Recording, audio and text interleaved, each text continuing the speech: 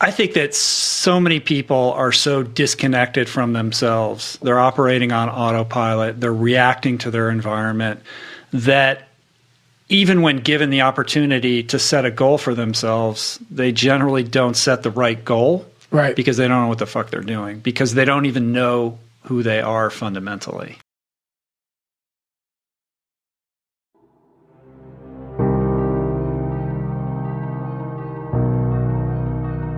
That's the big thing, man. And that's why it was important for me to finally realize, stop being all these fake people I used to be. Stop being afraid. There was no growth until I cut myself down to nothing, to the person I really was, the real human being. And once I found out who I really was, that's when I started growing. I was trying to build on top of a lied, fucked up foundation. You can't build a house on a fucked up foundation. So I had to get down to the actual mineral soil of who I was, and that's when you can start real growth. And what is the role that suffering plays in that, or the willingness to suffer? It starts to peel all those layers away, all those artificial layers away. If you're willing to suffer and go back in the grind, that internal dialogue you have with yourself when you're in misery and you're uncomfortable, it's a real, scary, unfiltered, no lying dialogue between you and yourself. And people know exactly what the fuck I'm talking about when you're in a bad spot in life and your mind is saying all kind of shit. That's who you really are. That's the real you.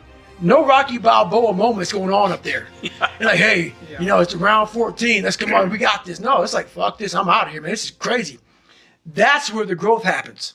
When you're able to stay in that moment and talk yourself back into the suck of wherever you're going through, and you start stripping those layers away.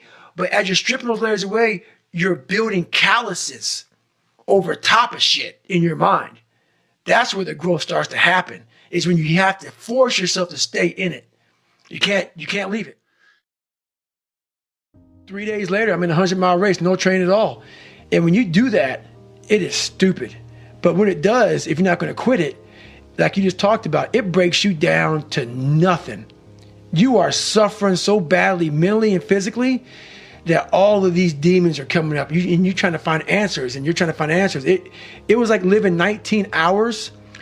It's like 5 years I put into 19 hours of highs and lows and pitfalls and seeing the sun come up. And it was like, my God, I lived 5 years in 19 hours. It was unbelievable.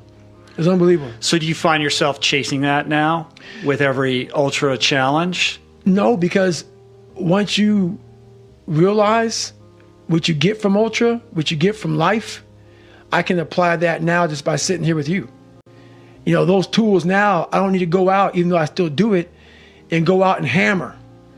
The hammering part is like, you know, it's like a purging of the soul.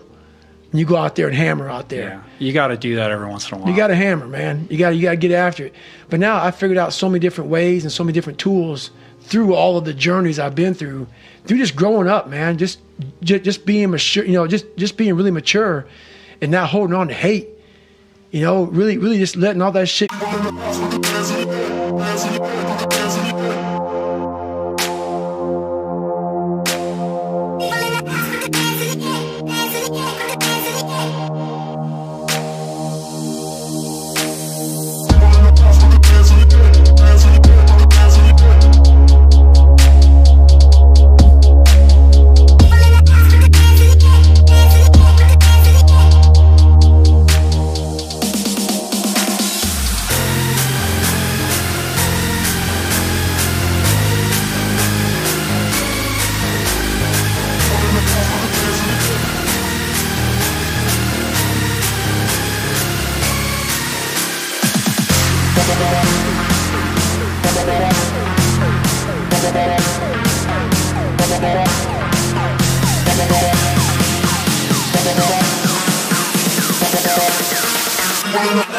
Twain.